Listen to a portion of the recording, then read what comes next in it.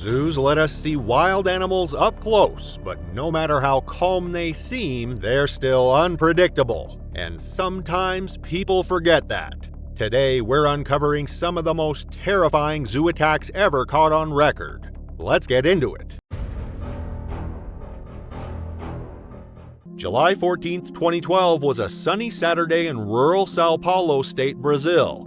The midday heat hung heavy over the red clay roads and palm-lined fields outside Itataba, a quiet town known more for its sugarcane farms than for tourism.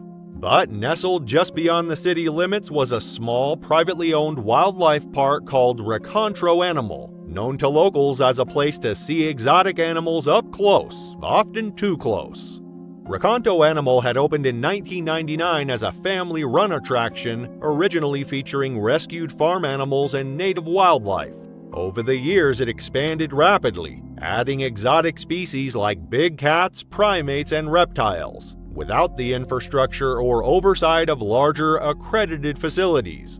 The park relied heavily on tourism and weekend visitors, promoting a more intimate experience than traditional zoos. While it had avoided major incidents in the past, its safety practices had been quietly criticized by animal welfare groups for years, citing minimal staff training, outdated enclosures, and poor emergency planning. That morning, Maya Santana, a 34-year-old school administrator from Campinas, arrived at the facility with her husband and 2 young children. The visit had been a long-promised outing, planned loosely over the previous month but finalized only the day before as a way to celebrate their daughter Clara's 7th birthday. With a busy school year behind them and Maya's schedule often full, the family hadn't had many chances for a day trip together. Maya had found the park online through a local parent group and was drawn to its promise of hands-on enclosures, close-up animal viewing, and a relaxed, family-friendly environment. Something simple and memorable for her children to enjoy. Maya was known for being careful and practical, a loving mother and a respected figure in her community. At her elementary school, she was the kind of person teachers turned to for advice and parents trusted without exception. She didn't take risks and was often described as level-headed and responsible. Her decision to visit Reencontro Animal had been thoroughly researched, or so she thought. The facility was small, less than 10 acres, but packed with big attractions: monkeys, pumas, leopards, and even a full-grown Bengal tiger. But the highlight was its pair of African lions, housed in a large open enclosure with a raised wooden viewing deck above. The design gave guests a clear overhead view of the lions below, separated by a roughly 10-foot drop and a reinforced fence that extended around the perimeter of the habitat. At 1:45 p.m., after lunch in the shaded picnic area, Maya and her family joined a group of other visitors along the elevated platform above the lion habitat. The wooden railing at the edge of the deck was built to standard height, but there were no additional safety barriers or netting to prevent accidents. Several children pressed up against the railing to get a better look at the lions. The African lion is one of the most iconic predators on Earth. Social, territorial, and built for strength. Adult males can weigh over 500 pounds and possess a bite force of roughly 650 pounds per square inch, capable of breaking bone with ease. A lion's primary hunting tools are its sheer muscle, retractable claws, and powerful jaws, which it uses to suffocate or disable prey. Though lions in captivity lack the need to hunt, their instincts remain intact, and any perceived intrusion into their territory can trigger immediate violent response. Unlike big cats that prefer stealth, lions are known for their explosive attacks, fast, overpowering, and designed to end a struggle quickly. Clara climbed onto the lower beam of the railing, attempting to see over and down into the enclosure where Nero, a 6-year-old male lion, was lying in partial shade. Maya stepped forward and reached for her daughter's waist to pull her down. In doing so, her foot slipped on the worn wooden planks and she lost her balance. With nothing to hold on to, Maya tipped forward and fell over the railing, landing hard inside the enclosure below. The fall was approximately 18 feet. Maya struck the ground on her left side, fracturing her pelvis and stunning her on impact. For several seconds, she remained motionless. Nero rose to his feet almost immediately, his attention drawn to the sudden movement and sound. As Maya tried to sit up, Nero approached, closing the distance in seconds. He struck her across the back with a full-force swipe of his paw, knocking her face first into the dirt. The impact tore through skin and muscle, leaving deep lacerations across her shoulder and ribs. As she tried to crawl away, he bit down on the back of her neck, dragging her deeper into the enclosure. The lion began to treat her exactly as he would prey in the wild. He used his powerful forelimbs to pin her to the ground, repositioning his grip to bite into her shoulder and upper back. Then, with violent force, he raked downward with his hind legs, tearing through fabric and flesh in a defensive feeding behavior known as bunny kicking. Nero's jaws clamped around the base of her neck again, compressing her spine. As blood soaked into the dry dirt, he bit into her upper thigh, tearing tissue from the muscle in an attempt to reach the femoral artery. Maya had lost consciousness within moments of the mauling, but Nero continued the attack as if she were still struggling. Above, the viewing platform was in chaos. Guests screamed and pulled their children back from the railing. Staff arrived with poles, fire extinguishers, and tranquilizer rifles. At 1:52 p.m., the first dart struck Nero's hindquarters, but the lion did not retreat. He dragged Maya several feet before a second dart hit, slowing his movements. It took nearly 5 minutes for the sedatives to fully take effect, causing Nero to collapse near the rock ledge. Emergency responders arrived at 2:04 p.m., entering the enclosure once it was declared safe. Paramedics assessed Maya at the scene and found no signs of life. She was pronounced dead at 2:11 p.m. The autopsy confirmed the extent of the trauma: a severed vertebral artery, multiple fractured ribs, a shattered pelvis, and deep lacerations across her torso and limbs. The cause of death was listed as exsanguination due to cervical trauma, consistent with both the fall and the lion's attack. News of the incident spread rapidly across Brazil, prompting a nationwide outcry over lax safety at Recanto Animal. Within days, state investigators launched a formal inquiry, uncovering a series of violations that raised serious concerns about the park's operations.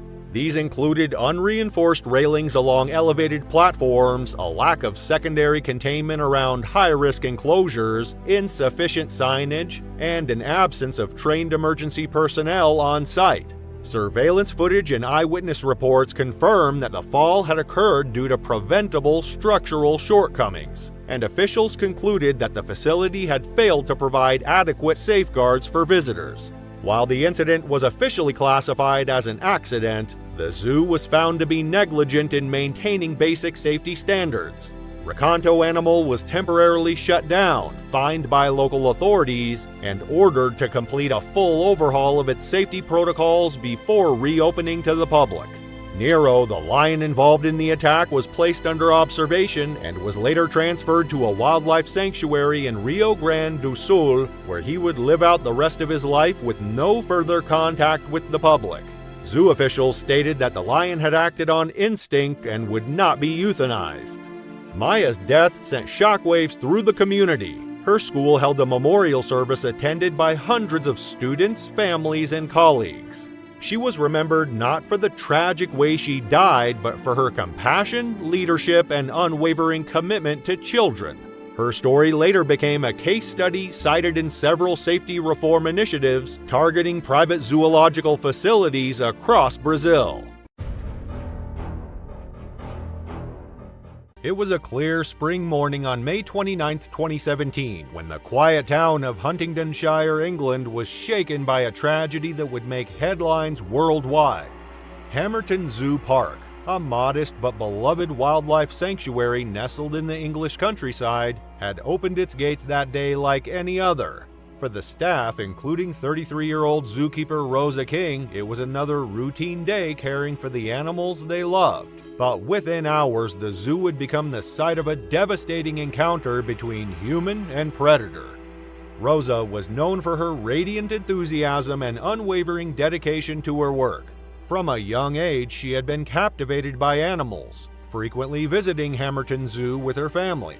Those early trips sparked a love for wildlife that would shape her future.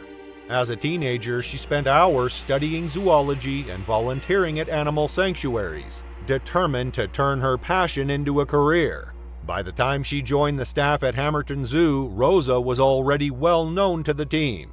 Her colleagues described her as a shining light of the park, a vibrant, caring individual who had an almost magical bond with the creatures she cared for. Over the next 13 years, Rosa became a cornerstone of the zoo. She wasn't just a caretaker, but an innovator, spearheading projects to improve the animals' living spaces and safety systems.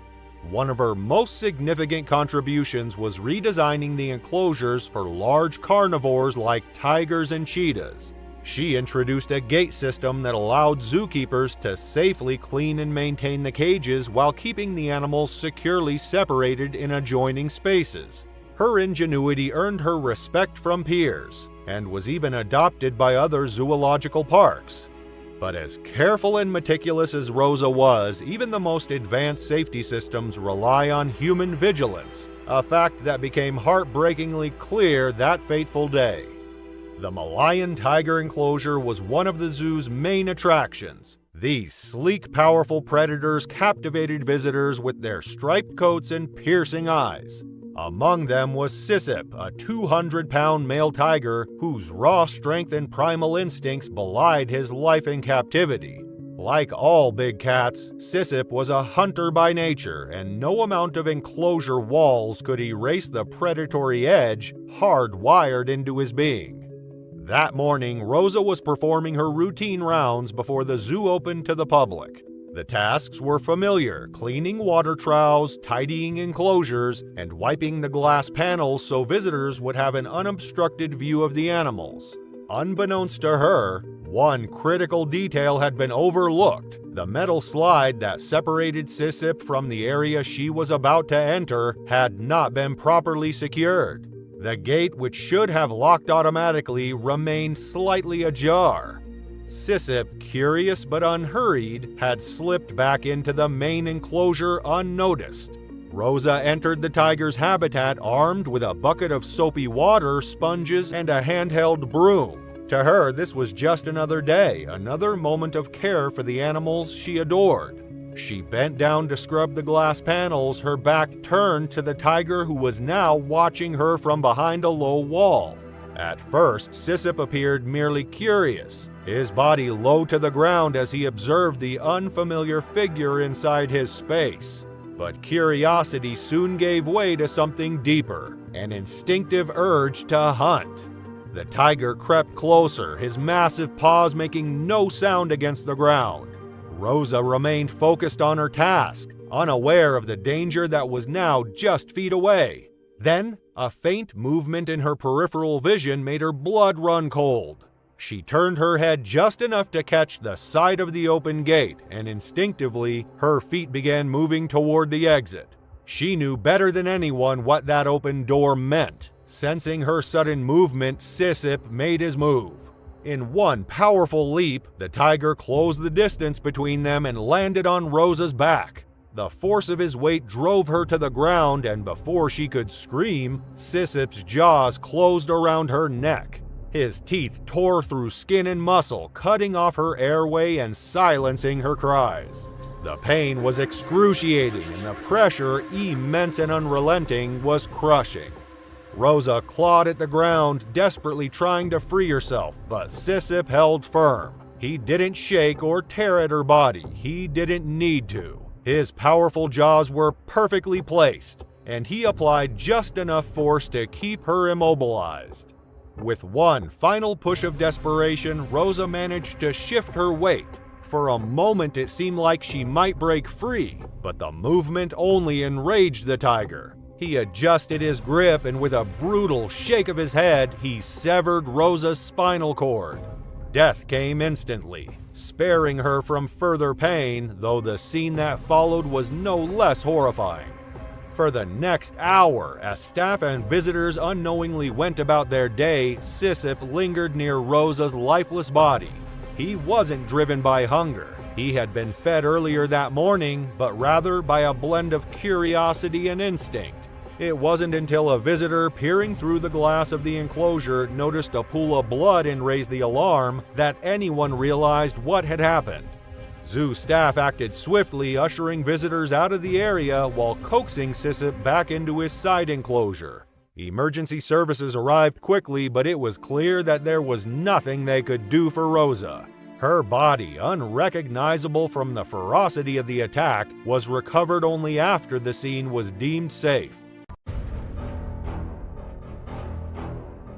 On March 6, 2013, the quiet of early morning settled over Cat Haven, a sanctuary sprawling across 100 acres of rolling California foothills. Sunlight filtered through the trees, casting dappled shadows over the enclosures lined with tall grass and scattered rocks where big cats roamed. The air was cool and still, broken only by the occasional rustle of leaves or distant bird call. Diana moved along the winding paths in a golf buggy, her routine well rehearsed, carrying supplies for feeding and cleaning each enclosure. The park owner, Dale Anderson, was away for the day, taking a cheetah to a local school as part of an outreach program. Left behind were Diana and another staff member, Meg Pauls, tasked with caring for the sanctuary's many residents, their movements the only sign of life amid the morning's calm. The day followed a familiar routine. Both staff members were assigned to separate sections of the park, handling the tasks independently and meeting up at the end of their route. This setup was standard, allowing them to work efficiently across the sanctuary's 100 acres. Diana, confident and focused, continued on her path, handling each task with the precision and commitment she'd developed over her months at Cat Haven. But as the morning unfolded, the routine would take an unexpected and tragic turn. Later that afternoon, Diana approached Couscous's enclosure, ready to clean as part of her usual routine. She separated the lion into a smaller holding area with a partition gate, a standard step in ensuring her safety while she worked in the main enclosure. Couscous, familiar with this practice, moved calmly into the confined section. The 4-year-old lion, raised at Cat Haven since he was just 8 weeks old, had become a fixture at the sanctuary. But today, as Diana focused on her tasks, something critical went unnoticed. The partition gate holding Couscous hadn't latched securely. While Diana was sweeping the enclosure floor, Couscous noticed the unlatched gate. He nudged it with his powerful paw, testing the barrier, and it swung open. The 500-pound lion took a step forward, now just feet from Diana, his powerful muscles rippling under his golden coat as he silently approached. Diana, still focused on her work, was completely unaware of the danger closing in behind her. In one swift moment, Couscous closed the distance and swiped at Diana with a single powerful paw, knocking her to the ground. The impact alone from a lion of his size and strength was fatal, breaking her neck instantly. The strike was delivered with the same force he might have used in the wild to take down prey like an antelope. With Diana motionless on the ground, Couscous continued to circle her, curious and perhaps playfully nudging her, a behavior that might be seen as routine interaction among his pride in the wild. But here in the enclosure, it was a haunting scene. Meg, stationed in another part of the park, called out to Diana over the radio. When there was no response, she finished her tasks, expecting to meet up with Diana as usual. But as she waited, Diana was nowhere to be seen. Concerned, Meg climbed into her golf buggy and drove toward the lion enclosure, where she spotted Diana's own buggy parked nearby. A chill ran through her as she saw Diana lying on the ground near a bush, with Couscous standing close by, occasionally nudging her motionless form. Meg's heart raced. Diana looked like she had fainted, but Couscous was outside his usual pen. She approached carefully, speaking calmly to the lion, hoping to keep him at a distance, while quickly reaching for her radio to call for help.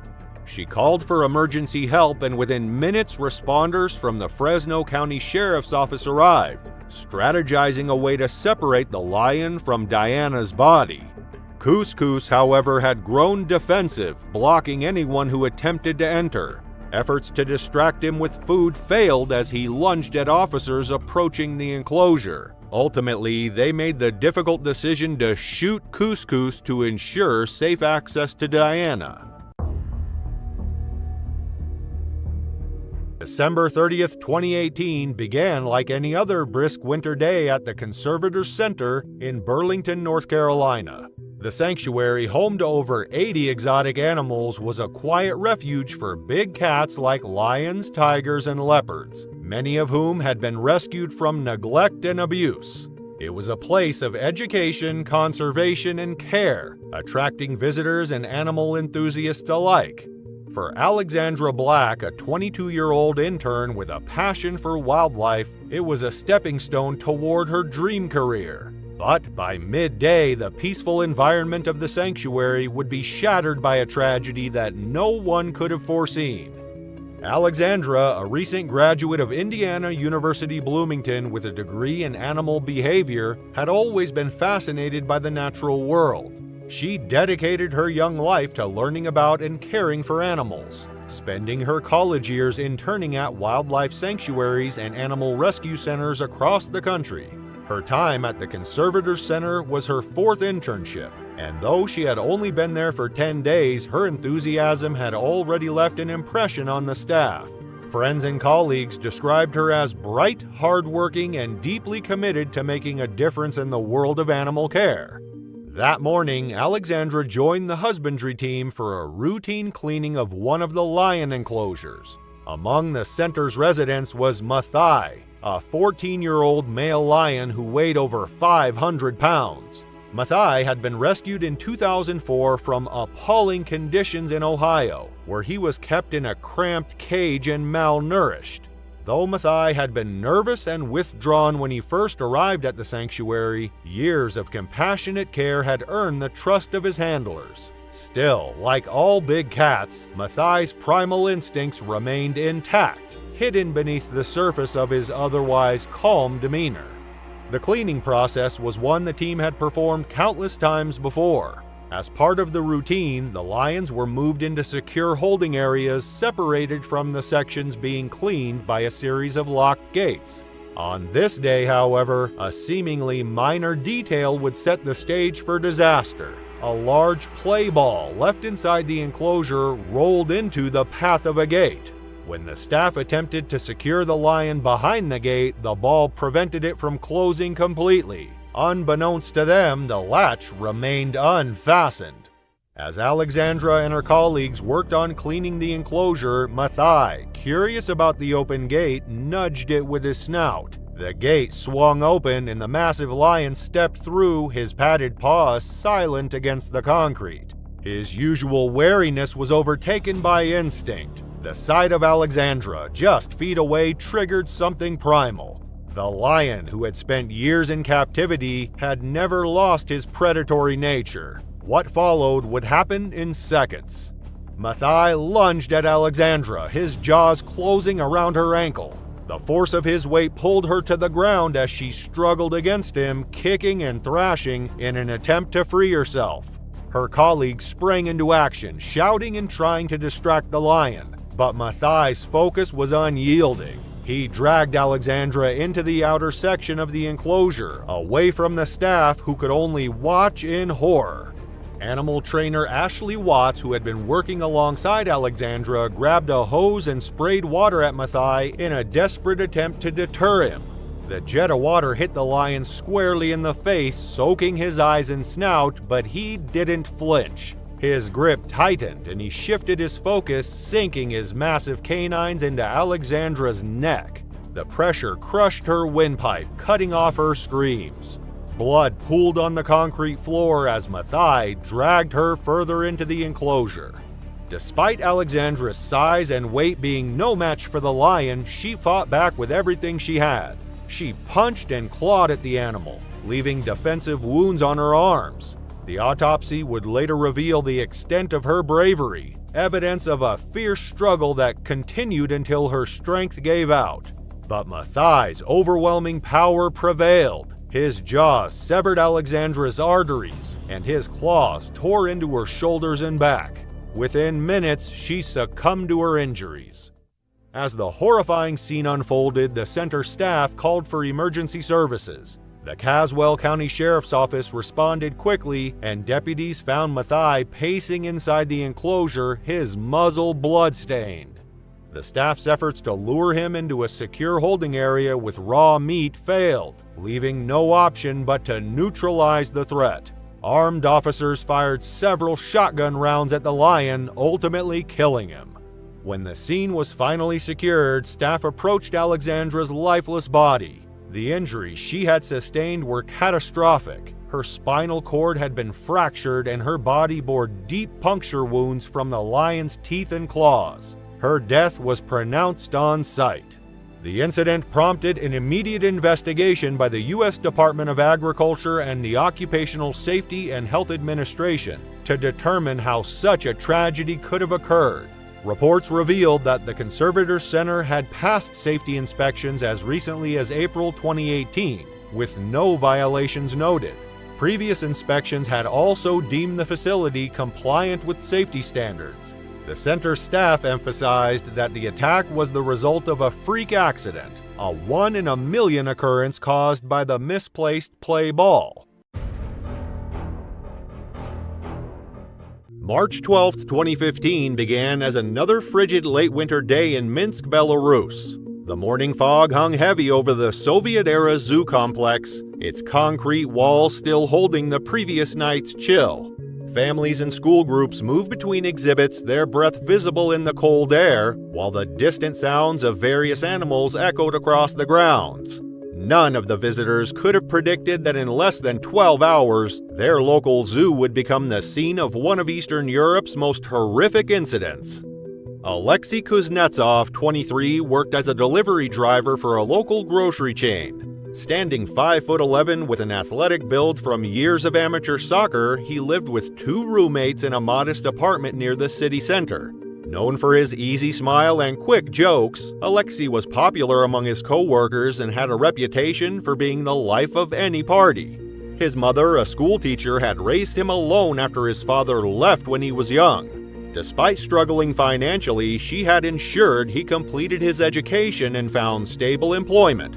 Alexei wasn't ambitious. He was content with his simple life, regular paycheck, and close circle of friends. His supervisor described him as reliable if somewhat immature, noting his tendency to joke around during shifts. That Thursday evening, after finishing his shift at 7 p.m., Alexei met his closest friends Ivan Popov and Dmitry Sokolov at the Golden Bear Pub, just 2 blocks from the zoo. The 3 had known each other since high school and met regularly to drink and share stories about their week. As the evening wore on and the drinks flowed freely, their conversation grew louder and more boisterous. After several rounds of drinks, the conversation shifted to wild ideas and risky adventures. The zoo came up naturally. It was just a few blocks away, and all 3 men had grown up visiting it as kids. Fueled by alcohol and a desire to do something reckless, Alexei suggested they sneak in after hours, just to see if they could. Rather than laugh it off, Ivan and Dmitry encouraged the idea, and within minutes the plan was set in motion. At 11:23 p.m., with the temperature at 28 degrees, the 3 young men stumbled toward the zoo's perimeter. The security lighting cast long shadows across the empty parking lot, and the evening fog provided cover as they searched for a way in. Finding a maintenance ladder near the bear enclosure, Alexei went first, clumsily scaling the 15-foot wall while Ivan and Dmitry kept watch. What the 3 friends didn't realize was that they were about to encounter one of Europe's most formidable predators. The Eurasian brown bear stands as one of the continent's largest and most dangerous animals. Adult males can weigh up to 1,400 pounds, with the zoo's recent male Boris weighing in at 850 pounds. These bears possess immense strength, capable of flipping 1,500-pound rocks with ease while foraging. Their massive paws are equipped with curved claws up to 5 inches long, perfect for digging and delivering devastating strikes. A brown bear's bite force reaches 975 pounds per square inch, allowing them to crush bones as thick as a human femur effortlessly. Despite their bulk, they can reach speeds of 35 miles per hour over short distances and are excellent swimmers. In Belarus's forests, these bears represent the apex of the food chain, commanding respect through their intelligence, strength, and adaptability. At 11:35 p.m., Alexei dropped down into the enclosure, landing with a soft thud on the frozen ground. The 6,000 square foot habitat featured artificial rock formations, a deep pool, and several large oak trees. The evening fog had thickened, reducing visibility to less than 20 feet.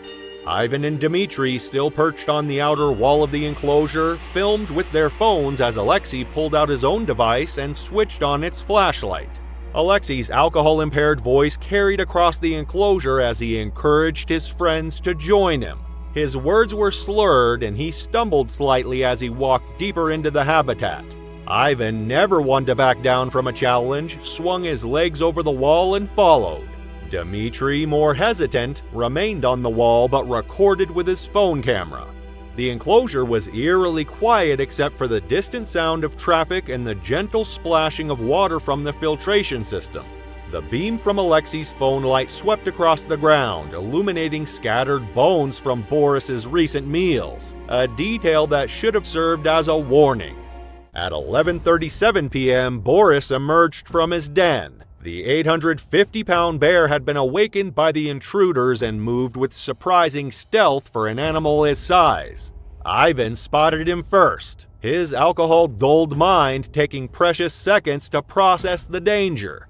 Boris charged with explosive speed, covering the 30-foot distance between himself and Alexei in less than 2 seconds. The sound of Alexei's scream was cut short as the bear's massive form slammed into him, sending his phone flying into the darkness. The impact alone shattered 3 ribs and his left collarbone. Ivan scrambled back toward the wall in panic, falling and fracturing his ankle in the process. Dmitri, still perched on the wall, fumbled with his phone as he called emergency services, his trembling hands and intoxication making it difficult to dial. The operator initially thought it was a prank call until she heard the horrific sounds in the background. Boris dragged Alexei toward the artificial rock formation, the bear's claws leaving deep gashes across his victim's torso. Each time Alexei attempted to crawl away, the bear would clamp down harder, his powerful jaws crushing bone and tissue. The attack continued for nearly 4 minutes, with Boris treating Alexei exactly as he would natural prey in the wild. Night security guard Mikhail Volkov, alerted by the commotion, arrived at the enclosure at 11:41 p.m. His flashlight beam caught the gruesome scene. Boris was now standing over Alexei's motionless form, the ground around them dark with blood despite the freezing temperature. Volkov immediately radioed for the zoo's emergency response team, but protocol prevented anyone from entering the enclosure while the bear was still active. Ivan had managed to drag himself to the outer fence, where he lay sobbing and repeating Alexei's name. Dmitri remained frozen on the wall, his phone still recording as emergency vehicle lights began to illuminate the area. The first police units arrived, followed by ambulances minutes later, their sirens causing Boris to become even more agitated. The zoo's chief veterinarian, Dr. Elena Petrova, arrived at 11:52 p.m. with tranquilizer equipment, but by then it was clear that any intervention would come too late for Alexei. The bear had to be sedated before emergency personnel could safely enter the enclosure, a process that took an additional 15 minutes. At 12:07 a.m., after confirming Boris was fully sedated, emergency personnel entered the enclosure. The temperature had dropped to 25 degrees, and their flashlights revealed a horrific scene. Alexei's body lay crumpled near the artificial rock formation, surrounded by blood-stained snow. First responders noted that the cold had already begun to freeze the blood around the body. Paramedics pronounced Alexei dead at the scene at 12:13 a.m. The initial assessment revealed catastrophic injuries, a crushed skull, severed spine, and massive trauma to the chest cavity. His winter coat had been torn to shreds, and deep claw marks covered most of his body. The following morning's investigation revealed the full extent of the tragedy. The medical examiner's report documented 94 distinct wounds on Alexei's body. The massive trauma included multiple crushed vertebrae, 17 broken ribs, and severe damage to internal organs. Deep puncture wounds from the bear's 5-inch claws covered his torso, and his right arm had been completely severed during the attack. The massive blood loss had been expedited by the numerous arterial wounds inflicted by Boris's powerful bite. Ivan was treated at Minsk Central Hospital for a compound ankle fracture and severe shock. Dmitry, though physically unharmed, was admitted to the psychiatric ward for acute trauma. The incident sparked immediate changes at Minsk Zoo. Director Sergei Morozov announced a comprehensive security upgrade, including installation of motion sensors and additional cameras. The 15-foot perimeter walls, which had proved insufficient, were topped with electric fencing within a month. It was January 22, 2017 in Ningbo, China, where the humid air of winter brushed the streets of Yingzhou District. The Ningbo Wildlife Park, a small but well-known zoo nestled on the outskirts of the city, prepared for another day of visitors. As families arrived in droves, the low murmur of chatter filled the air, mixing with the sounds of children laughing and playing near the zoo's playground. The towering walls of the park loomed around its borders, keeping the public at a distance from the animals within. The zoo was home to over 200 species, some native to China, others imported from distant lands. For most visitors, it offered an opportunity to see wildlife up close, though the conditions left much to be desired. The animals, many confined to small, overcrowded enclosures, were often taunted into performing tricks for the audience's entertainment. The filthy conditions and malnourishment of some animals were barely acknowledged by the visitors, and the harsh reality of life in captivity went unnoticed. But to those who spent enough time there, the zoo's grim atmosphere suggested that an accident might be inevitable.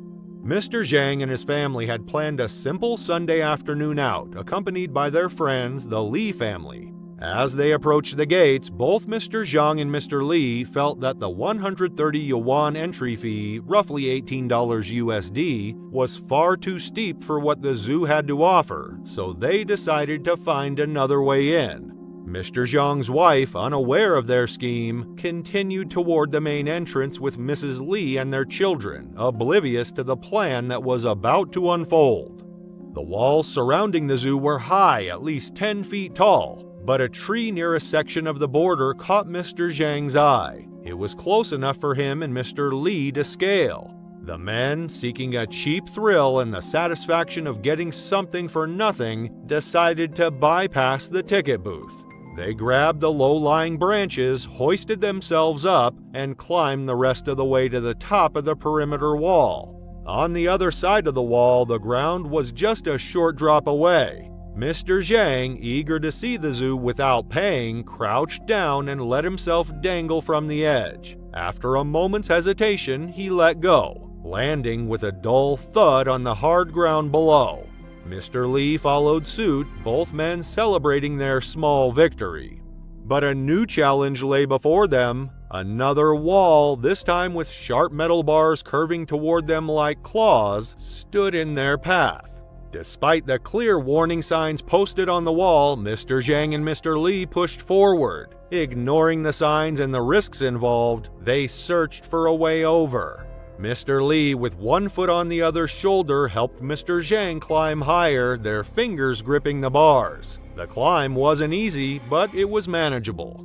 When they finally reached the top of the second wall, they gazed down. Below them, 3 tigers lay in wait. Unbeknownst to the 2 men, they had climbed into the territory of Ningbo Zoo's most dangerous residents. Mr. Li, his heart pounding in his chest, quickly reconsidered. This was too risky. What had started as a bit of fun had quickly turned into a dangerous predicament. He began to climb down, deciding to retreat. But Mr. Zhang, now committed to the adventure, decided he wouldn't turn back. He was already there, and he wasn't about to leave without exploring the zoo further. Without a second thought, Mr. Zhang dropped down into the tiger enclosure. The tigers, alert to the intruder, stirred from their resting places. Their powerful bodies moved with precision as they slowly approached the new arrival. Mr. Zhang, having underestimated the animal's instinctive response, assumed they would be docile, as he had seen tigers in zoos before, usually disinterested or unbothered by the presence of visitors. But these were not docile creatures. These were wild animals, conditioned by captivity but still very much governed by their instincts. The moment Mr. Zhang's feet hit the ground, the tigers began their calculated approach, eyes fixed on the strange, vulnerable figure below. Visitors who had entered the zoo through the front gates saw what was unfolding in real time. Panicked voices rang out as children screamed and parents frantically tried to pull their families away from the viewing area. Within moments, one of the tigers lunged. It was sudden. The impact was violent. The tiger grabbed Mr. Zhang by the head, sinking its teeth deep into his skull. His scream was swallowed by the animal's powerful jaws. Mr. Zhang tried desperately to fight back, kicking and thrashing, but his body was weak compared to the raw strength of the tiger. His attempts grew more feeble as the tiger's grip tightened. On the wall above, Mr. Li stood frozen, his heart in his throat. He watched helplessly as his friend was mauled before his eyes. The situation was too dangerous for him to intervene. His mind raced, but no solution came. The tiger, with brutal force, tore at Mr. Zhang's body. Its fangs ripped through his jacket, exposing his flesh beneath.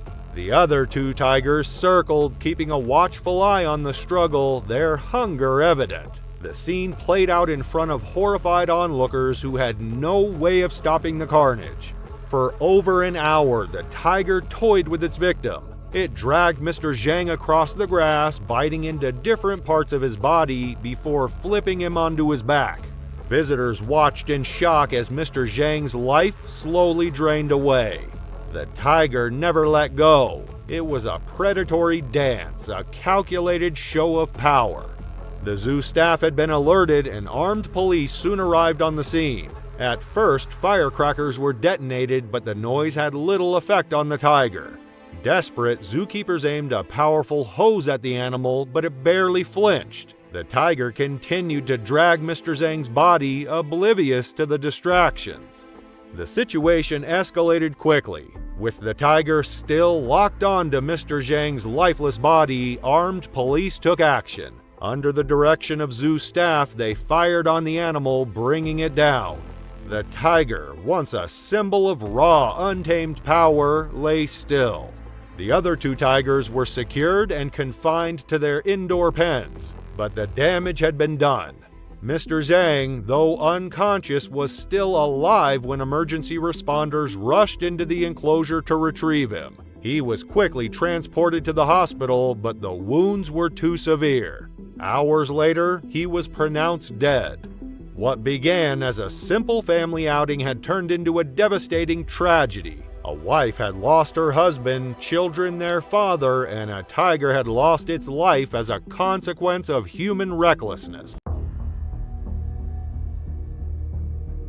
It was a clear summer morning on August 4, 2017 at Orsa Rovdjurspark, Scandinavia's largest predator park, tucked away in the serene wilderness of Sweden. Known for its spacious enclosures and an impressive collection of predators like brown bears, wolves, and lynxes, the park offered visitors a rare glimpse into the lives of these majestic creatures. The sprawling reserve prided itself on its reputation for safety, boasting well-maintained enclosures and strict protocols for its staff. However, that reputation would be irreversibly tarnished after a tragic event that would claim the life of a young zookeeper. Among the park's dedicated employees was Sven, a 19-year-old who had recently joined the team. Fresh out of school, Sven was eager to pursue his passion for wildlife. His ultimate dream was to work as a zoologist or veterinarian, and this job was his first step toward that goal. Sven was known among his colleagues for his enthusiasm, hard-working nature, and genuine affection for the animals under his care. Despite being new to the role, he was trusted with routine tasks and had quickly become a valued member of the team. That morning, Sven had been assigned the task of cleaning the brown bear enclosure. While it wasn't the most glamorous job, Sven approached it with his usual diligence. The park's brown bear enclosure was one of its most prominent attractions, housing the powerful predators in a large wooded habitat designed to mimic their natural environment. To ensure safety during cleaning, the bears were routinely lured into a smaller holding pen attached to the main enclosure. This procedure allowed staff to work without fear of coming into direct contact with the animals. The system had worked without incident for years, and all protocols were followed that day. As Sven entered the enclosure, the bears had already been locked in the holding area where they were distracted with food. Unbeknownst to anyone, however, one of the bears had been digging near the edge of its holding pen. Over time, the animal had created a tunnel under the fence, just large enough for it to squeeze through. The digging had gone unnoticed during routine checks, and no one suspected that the fence, which extended a few feet underground, could be compromised. Sven worked methodically, shoveling debris and tidying up the space. The enclosure was in disarray after days of the bears' restless pacing, their nervous energy a sign of the approaching autumn. Scattered scat, overturned water troughs, and clawed-up dirt marked the area, evidence of the bear's natural behaviors. Focused on his task, Sven was unaware of the danger lurking just beyond his line of sight. The bear, having successfully escaped its holding pen, prowled into the main enclosure. For several moments it moved silently, watching Sven as he worked. The attack was swift and brutal. The bear charged at Sven, its immense body surging forward in a blur of fur and muscle. In an instant, it closed the gap, slamming into him with a force that sent him sprawling to the ground. Its claws tore into his arms as he instinctively raised them, ripping through fabric and skin as it bore down on him. The bear's jaws locked onto his shoulder, crunching through bone with terrifying ease, and it shook him like a rag doll, sending blood spraying across the enclosure. The staff, alerted by Sven's piercing screams, raced toward the chaos. Grabbing shovels, poles, and anything within reach, they charged the bear, yelling and swinging in a desperate attempt to force it back. The animal snarled, its massive frame undeterred by the frantic assault, its every movement exuding raw, uncontainable power. The staff's makeshift weapons were no match for the predator, which held its ground, its focus unbroken. Unable to subdue the bear by other means, a rifle was retrieved. With grim precision, the staff took aim. The crack of the gunfire echoed through the park as the bear was struck, collapsing with a final growl. The enclosure fell silent, save for the gasps of the staff as they rushed to Sven's crumpled form. When the staff finally reached Sven, the extent of his injuries was horrifying. His shoulder was mangled. His chest and back bore deep claw marks, and his head had struck the ground during the attack, causing significant trauma. Though barely alive, Sven was still breathing. The staff acted quickly, carrying him out of the enclosure and rushing him to the nearest medical facility. At the hospital, doctors worked tirelessly to stabilize Sven. His injuries were extensive, with severe trauma to his head and upper body. Despite their best efforts, Sven's condition deteriorated. Over the next 2 days, he remained in a coma, showing no signs of improvement. The damage to his brain was irreversible, and his vital signs continued to weaken. On August 6th, surrounded by his grieving family, Sven passed away. The tragedy sent shockwaves through Orsa Rovdjurspark and beyond. Investigations confirmed that all safety protocols had been followed, and no negligence was found on the part of the staff. The bear's escape was attributed to its ability to dig under the fence, a vulnerability that hadn't been adequately accounted for in the enclosure's design. In response, the park implemented significant changes to its infrastructure, reinforcing enclosures with concrete barriers that extended deeper underground. The incident also prompted other parks across the region to review their safety measures, ensuring that similar tragedies could be avoided. It was April 20th, 2007 in Beihai City, located in South China's Guangxi Autonomous Region. The famous holiday resort Yintan, also known as Silver Beach, was a place of allure, drawing visitors from all corners of the country. This resort, with its gleaming sands and serene waters, was typically a retreat for families seeking leisure. The beach, known as the finest in China, stretched for miles under the golden sun, its quartz sand shimmering like silver beneath the sunlight. Tourists engaged in water sports, swimming and picnicking along the coast, all the while oblivious to the more perilous side of the resort. At the edge of the beach stood the holiday resort, which housed a variety of entertainment, including a notorious crocodile show.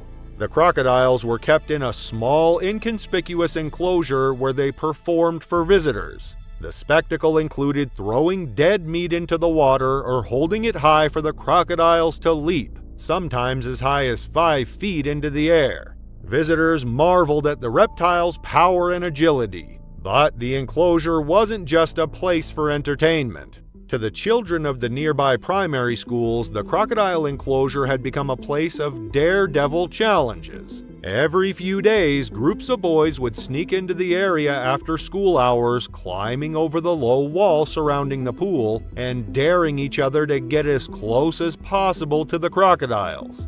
Armed with sticks and rocks, they would rush into the enclosure and smack the crocodiles on their heads before fleeing back to safety. It was a cruel game, one that seemed harmless to the children, but one which held terrible consequences for those who were brave enough to participate. That evening at around 6 p.m., a group of 4 9-year-old boys from CNN Primary School, Lu Heyang among them, decided to take part in the infamous Crocodile Challenge. With wooden sticks, slingshots, and a handful of pebbles, the group walked to the resort. The resort was closed for the day and the grounds were eerily quiet. The gates weren't locked, offering an easy entry for the children, who moved swiftly, staying as quiet as possible.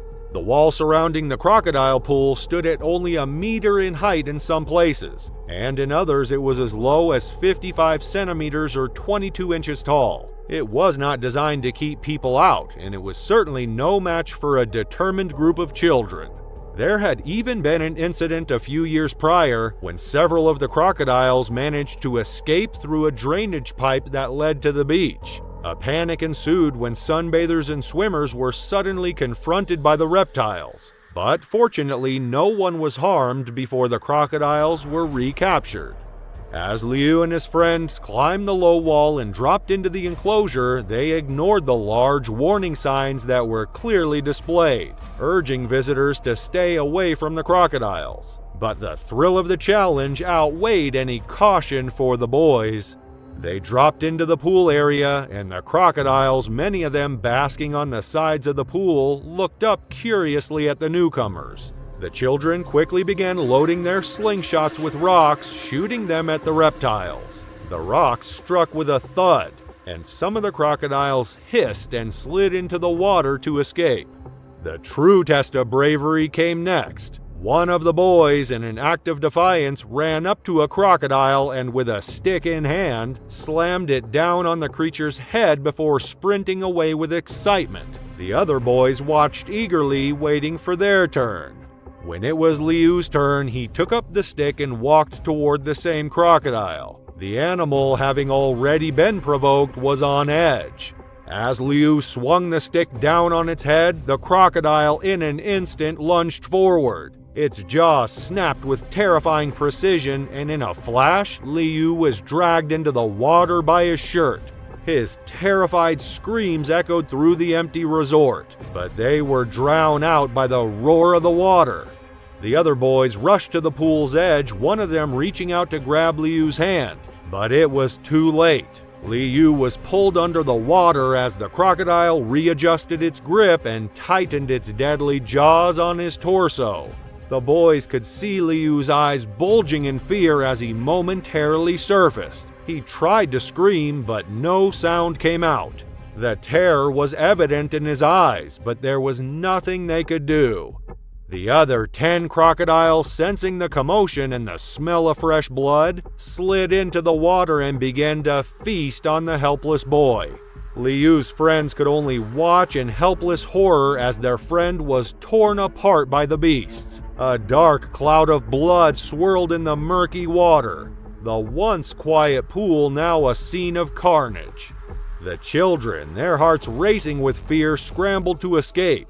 They leapt over the wall, racing for help. Their desperate cries were heard by Liu Zhan, the crocodile keeper. Hired by the park after the previous escape incident, Liu Zhan had the responsibility of managing the crocodiles. However, that evening the pool had been closed for the day, and the keeper was inside cooking a meal. He hadn't noticed the children sneaking into the enclosure. Upon hearing the children's screams, Liu Zhan rushed to the crocodile pool. What he saw was beyond anything he could have imagined. The water was turbulent and the crocodiles were still in the midst of their feeding frenzy. Liu's body was partially submerged in the water, his lifeless form being tugged in different directions by the monstrous reptiles. The sight was harrowing. When the police arrived, they quickly called in special armed units. A group of snipers was dispatched to deal with the crocodiles. Armed with raw pork, the snipers lured the crocodiles out of the water, where they were distracted by the food. As the crocodiles emerged, the snipers took aim at the one believed to have killed Liu. 7 bullets struck the enormous creature, a 2.6 meter, 8.5 foot long, 330-pound predator. The crocodile was dragged out of the pool and transported to a trailer for dissection. Inside its stomach, they found the remains of Liu's body. Though the other crocodiles had participated in the attack, it was this particular reptile that had caused most of the damage. Following the attack, the pool was drained and the remaining crocodiles were removed. The animals were relocated to the Zhangji Endangered Wild Animal Protection Center in Nanning, a facility that had the proper permits and infrastructure to house such dangerous creatures. The 3 children who had witnessed the brutal attack were left in a state of shock. They were unable to fully comprehend what had occurred, their minds struggling to process the horror. They were incoherent when questioned by the police, their eyes filled with terror. At night, they woke screaming from nightmares, their minds trapped in the trauma of the event. A doctor from Bai People's Hospital, Liu Wei, confirmed that the children were receiving psychological treatment, and he urged the school staff to avoid discussing the incident in front of them while they tried to cope with the aftermath. In the courts, the responsibility for Liu's death fell on the park and the crocodile keeper. It was determined that the crocodile enclosure had not been properly secured and that the park had operated without the necessary licenses to keep the animals. The courts awarded Liu's family compensation 220,000 yuan, the equivalent of about $3,600, but no amount of money could bring back their son. November 4th, 2012 began as a beautiful autumn day in Pittsburgh, Pennsylvania. The crisp air carried the earthy scent of fallen leaves, and the city's vibrant fall colors made it an ideal day for an outing. Families streamed into the Pittsburgh Zoo and PPG Aquarium, a beloved destination that promised an up-close look at some of the world's most fascinating animals. Among the visitors that day were the Durkosh family, Jason, Elizabeth, and their 2-year-old son, Maddox. Maddox was a bright and curious toddler who captured hearts with his big smile and boundless energy. Despite his young age, he was already developing a strong personality, full of curiosity and a love for adventure. Maddox's fascination with animals made the zoo one of his favorite places, and this visit was a special treat for him. His parents, Jason and Elizabeth, were dedicated to nurturing their son's interests, often planning family outings that allowed Maddox to explore and learn. for Maddox, the day was filled with wonder. He marveled at the towering giraffes, laughed at the playful antics of the penguins, and eagerly pointed at the prowling lions. His small hands clutched the railing at each exhibit, his excitement contagious as he chattered away to his parents about the animals he saw. As the family made their way through the zoo, they approached the African painted dog exhibit, a popular attraction featuring one of nature's most efficient predators. With their striking coats of black, white, and tan, these animals captivated onlookers with their beauty and energy. But behind their elegant appearance lies a reputation as one of nature's most efficient predators. African painted dogs, also known as African wild dogs, are built for speed, endurance, and precision. They are exceptional hunters operating in tightly coordinated packs with an astonishing kill rate of nearly 80%. Far higher than that of lions. Their powerful jaws and sharp teeth are designed to tear through flesh and bone, and their teamwork allows them to take down prey much larger than themselves. Though generally not aggressive toward humans in the wild, their instincts are primal and relentless, making them inherently dangerous if barriers are breached. These traits, honed by evolution, made them formidable inhabitants of the zoo's exhibit. The African painted dog exhibit consisted of a wooden observation deck with a waist-high railing and a netting system designed to catch debris, allowing visitors to view the animals from above. Elizabeth wanted to give Maddox the best view possible. Like many parents, she lifted her son onto the wooden railing so he could see over the barrier and watch the painted dogs move below. Maddox was thrilled, pointing at the animals and bouncing slightly in her grip. The moment was meant to be one of joy, a snapshot of a happy family day. But in an instant, everything changed. Maddox leaned forward, eager to get a closer look, and slipped from Elizabeth's grasp. Horrified, she reached out to grab him, but he was already falling. The toddler tumbled approximately 14 feet into the enclosure. While a safety net below the railing was designed to catch falling objects, it was not built to withstand the weight of a child. Maddox fell through the netting and landed on the ground inside the painted dog habitat. The response was swift and terrifying. As Maddox landed in their territory, the African painted dogs, startled by the sudden intrusion, immediately turned their attention to him. At first, they moved cautiously, circling and sniffing, their lean, powerful bodies tense with curiosity. But in mere moments, the atmosphere shifted. The pack's instincts, honed over thousands of years as one of nature's most effective predators, took over. What began as hesitation quickly turned into a coordinated attack. The dogs surrounded Maddox, their movements fluid and deliberate. Then the first one lunged. The rest followed, their sharp teeth and powerful jaws tearing into the small boy with devastating speed and precision. Witnesses later described the horrifying scene. Maddox, helpless on the ground, was bitten and dragged by the animals, their actions relentless and merciless. Desperate screams rang out from bystanders and Maddox's mother Elizabeth, who watched in sheer horror from the railing above. Zoo staff arrived quickly, deploying a fire extinguisher in a frantic effort to scare the pack away. But the dogs, driven by their instincts, ignored the noise and commotion. A police officer on site shot one of the dogs that refused to back down, but even that did little to deter the pack. The injuries Maddox suffered were catastrophic. The painted dogs bit into his head, neck, and torso, their powerful jaws inflicting deep, fatal wounds. Despite the efforts of staff and first responders, the attack unfolded too quickly for anyone to intervene in time. Within minutes, it was over. The scene was devastating.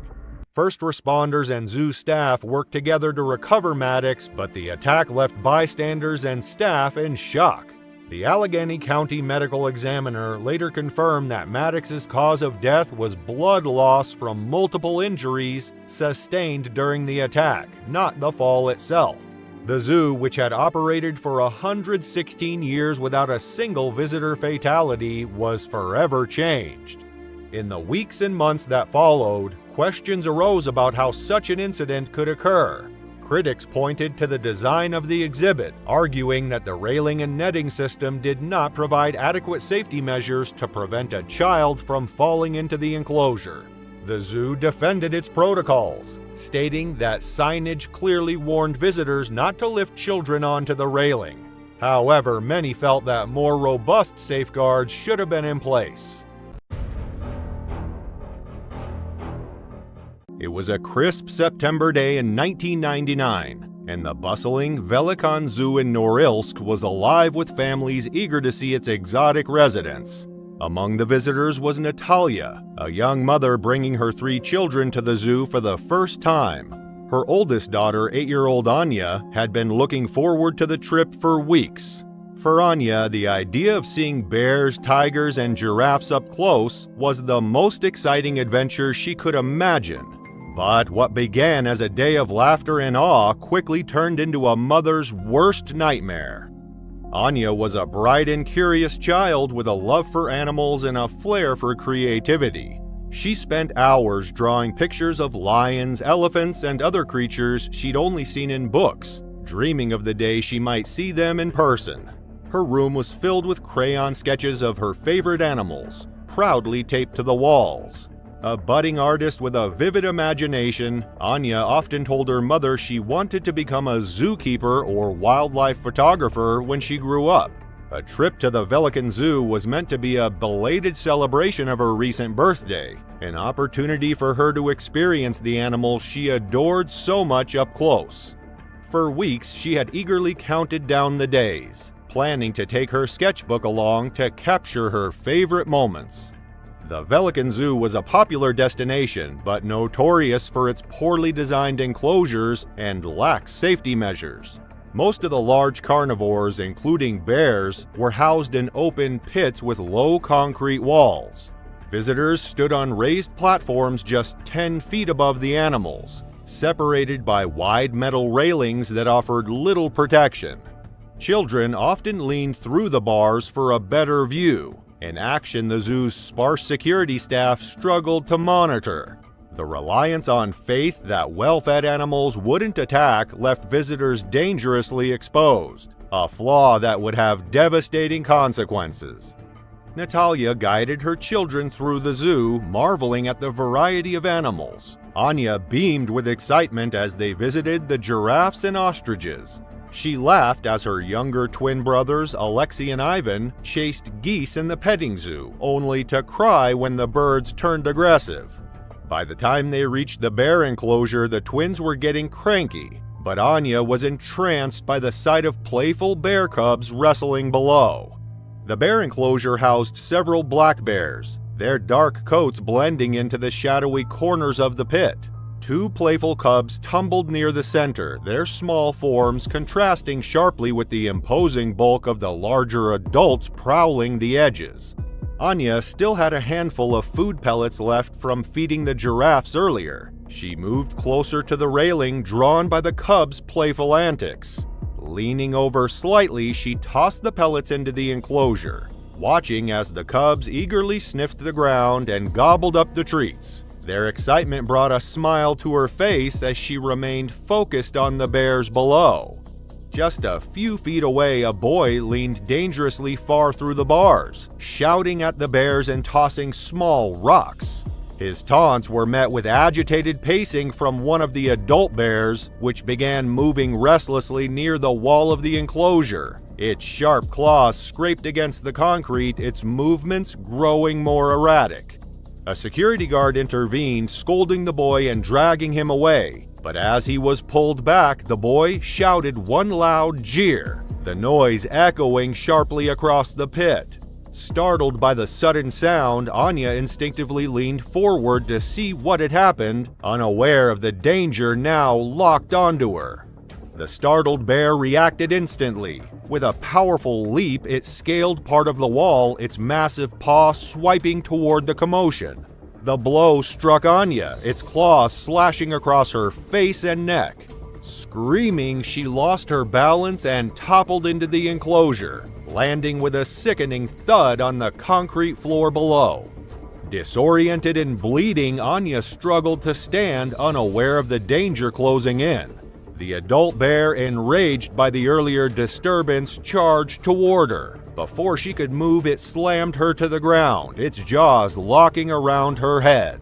The sheer force of the attack broke her neck, killing her instantly. Another bear joined in, tearing at her lifeless body as the crowd above screamed in horror.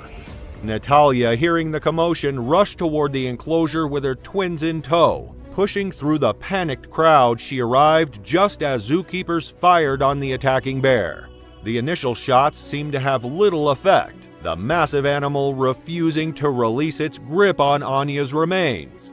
Only after several more rounds did the bear finally collapse, its jaws still locked onto her lifeless body. Staff had to pry Anya's remains from the bear's powerful grip as Natalia fell to her knees, screaming in anguish at the sight of the bloodied scraps of the purple jacket Anya had proudly worn that morning. The attack horrified the other visitors, plunging the area into chaos. Panicked visitors fled in hysteria, some screaming for help while others frantically shielded their children from the terrifying scene. A few bystanders, desperate to intervene, attempted to climb over the railings to reach Anya, only to be restrained by security guards. Zookeepers worked frantically to regain control, their shouts drowned out by the commotion. The second bear, agitated by the chaos, was shot moments later, its lifeless body collapsing near the blood-soaked pit. April 9, 2013 was a warm and humid evening in Belo Horizonte, Brazil. As the sun dipped behind the city skyline, its golden light cast long shadows over the Belo Horizonte Zoo, one of the largest zoological parks in the country. The day had been uneventful, with families and school groups visiting the exhibits before making their way to the exits. By 6 p.m., closing announcements echoed over the intercom, urging guests to leave. Among the visitors that day was Gabriel Ferreira, a 32-year-old community volunteer and former athlete. He had arrived at the zoo alone, purchasing his ticket at 3:20 p.m. Security footage later showed him moving from one enclosure to another, pausing occasionally to observe the animals. Unlike most guests, he didn't take photos or linger at the popular exhibits. As the zoo emptied and the gates locked at 7 p.m., Gabriel was nowhere to be seen. Gabriel Ferreira was well known and well liked in his neighborhood of Pampulha, a district near the zoo. A former semi-professional football player, he had once been a promising athlete, playing as a midfielder for a local club. However, a knee injury at age 26 had ended his career prematurely. The transition had been difficult, but rather than drift aimlessly, Gabriel had poured himself into his community. For the past 5 years, he had worked at a youth center coaching underprivileged kids in football. He helped organize tournaments, secure funding for equipment, and mentor young athletes who, like him, had dreams of making it to the professional leagues. His passion wasn't just the sport, it was the kids who looked up to him. Outside of coaching, he was an active member of local charity projects. He helped with food drives, volunteered at a homeless shelter, and even assisted in an animal rescue group. By all accounts, he was a man who gave more than he took, which made what happened that night all the more shocking. Among the many animals Gabriel had passed that afternoon, none were more dangerous than the one he would later encounter. The jaguar, Panthera onca, is South America's apex predator and one of the most powerful big cats in the world. Unlike lions and tigers, which suffocate their prey, jaguars use bone-crushing bites, their canines puncturing directly through skulls. Their bite force of over 1,500 psi makes them capable of breaking through turtle shells, thick bones, and even reinforced cages. Jaguars are also silent hunters, known for stalking prey before attacking with sudden explosive force. In the wild, they hunt capybaras, caimans, and even cattle. In captivity, their instincts remain intact, making them one of the most unpredictable predators in zoos. At Belo Horizonte Zoo, the most famous jaguar was Django, a 6-year-old male weighing over 240 pounds. His enclosure was built to mimic the dense forest of his natural habitat, featuring thick foliage, rocky terrain, and a water feature. What led Gabriel to scale its walls remains a mystery. At 8:10 p.m., an hour after the zoo had closed, Gabriel emerged from a concealed spot near the big cat enclosures. His clothing was covered in dirt, suggesting he had been lying low for some time. Security footage later revealed that he had hidden inside a restroom near the reptile house, avoiding detection as the last visitors left. Making his way to the jaguar habitat, he stood near the outer fence for several minutes, seemingly assessing the enclosure. No one knows what he was thinking. The jaguar enclosure was surrounded by two barriers, a 10-foot chain link fence with barbed wire and a 15-foot concrete wall behind it. Scaling them was no easy feat. At 8:27 p.m., he began climbing. Using the metal framework of the fence, he pulled himself up, maneuvering carefully to avoid the barbed wire. The climb took nearly 4 minutes, after which he dropped down between the two barriers. At 8:35 p.m., he scaled the concrete wall, using footholds in the rough surface to hoist himself up. He reached the top at 8:39 p.m. and sat there motionless, his figure barely visible against the dimly lit habitat. Then, at 8:42 p.m., he lowered himself into the enclosure. The soft dirt shifted as Gabriel landed inside the habitat. He took a step forward, his posture relaxed. For a few seconds, nothing happened. Then, from the far side of the enclosure, Django moved. Jaguars are masters of stealth, and Django had been watching from the darkness. As Gabriel stepped closer, the jaguar reacted. In 3 seconds, Django closed the distance, launching himself from the shadows with terrifying speed. Gabriel barely had time to turn before the jaguar slammed into him, knocking him off his feet. As he hit the ground, Django's claws clamped onto his skull. Jaguars don't waste time with suffocation. Their instinct is to kill instantly. Django bit down harder, and a sickening crack echoed through the enclosure. Gabriel's body went limp, but the attack wasn't over. Still locked onto his skull, Django dragged him deeper into the enclosure, disappearing into the dense foliage. At 9:20 p.m. during a routine patrol, security guard Luis Antunes noticed movement in the jaguar enclosure. At first, he assumed Django was just active for the night. Then he saw the blood. Luis's flashlight beam landed on a horrifying scene. A mangled body partially hidden in the undergrowth. Django stood over it, his muzzle dripping with fresh blood. At the sight of the scene, Luis immediately reached for his radio and reported the emergency. Within minutes, additional zoo staff arrived at the jaguar enclosure, carrying tranquilizer rifles and equipment to separate the animal from the body. Django remained near Gabriel's remains, his posture low, muscles tense. When keepers attempted to distract him with food, he didn't respond. One of the staff fired a tranquilizer dart, striking him in the hindquarters. The jaguar reacted with a brief snarl, ears pinned back, but did not immediately move.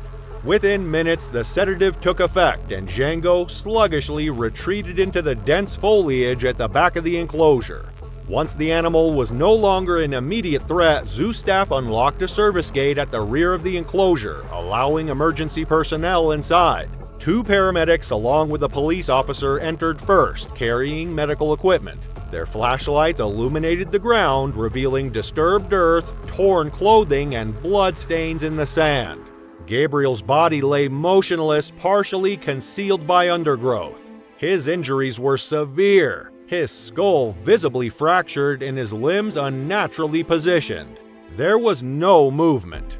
At 9:35 p.m., paramedics conducted a brief examination before covering the body with a white sheet. 2 additional responders entered with a stretcher, and together they carefully lifted Gabriel's remains and carried him through the enclosure's rear gate to a waiting ambulance. Its red and blue lights flashed against the concrete walls of the enclosure as law enforcement arrived to secure the scene.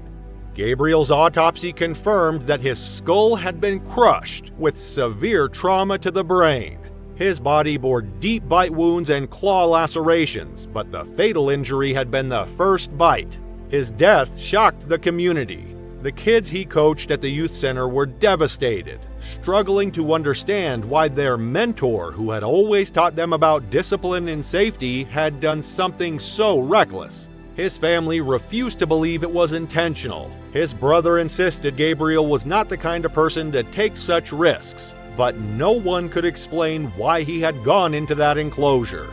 Meanwhile, Belo Horizonte Zoo faced scrutiny, but officials maintained that security protocols had been followed, as the barriers met safety standards and there was no containment failure. Django remained at the zoo as he had acted on instinct and posed no ongoing threat. After a mandatory observation period during which zookeepers monitored his behavior, he was returned to his normal routine. While some questioned whether he should remain on display, the incident was ultimately deemed the result of human trespassing rather than a lapse in zoo security. As time passed, public attention shifted and life at the zoo resumed as usual. Gabriel's death, however, left more questions than answers. His family and colleagues struggled to understand why he had taken such a risk. Was it an accident, a dare, a moment of recklessness? No one would ever know. But one fact remained: a single decision had cost him everything. It was a typical winter morning on February 24, 2007 at the Denver Zoo. The air was crisp and the bustling zoo had not yet opened its gates to the public.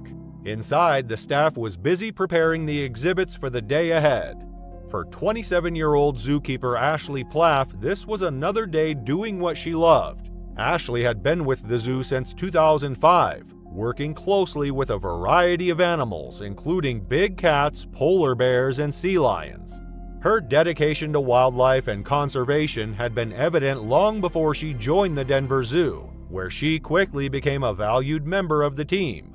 But on this seemingly ordinary morning, an oversight in the safety protocols would set in motion a chain of events that no one could have foreseen. Ashley's passion for animals began early in her life, leading her to pursue a degree in biology at New Mexico State University. After graduating in 2002, she gained experience working at Colorado's Ocean Journey in Denver, an aquarium that also housed exotic animals such as Sumatran tigers and sea otters. By the time she joined the Denver Zoo, she was an experienced and capable zookeeper with a bright future ahead. That morning, Ashley was tasked with duties in the feline exhibit area. Among the zoo's impressive collection of big cats was Jorge, a 6-year-old male jaguar who weighed approximately 140 pounds. Jorge had been born at the Santa Cruz Municipal Zoo of South American Fauna in Bolivia and was transferred to the Denver Zoo in 2005.